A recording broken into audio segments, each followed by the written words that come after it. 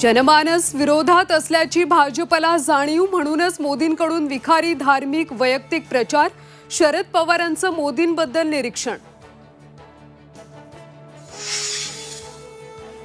ठाकरे आडनावाचा पाहिजे म्हणून एकाला भाड्याने घेतला. उद्धव ठाकरेंची नाव न घेता राज ठाकरेंवर बोचरी टीका.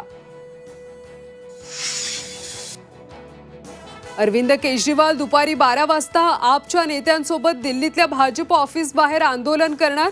केजरीवालांच्या आक्रमक भूमिकेमुळे राडा होण्याची शक्यता.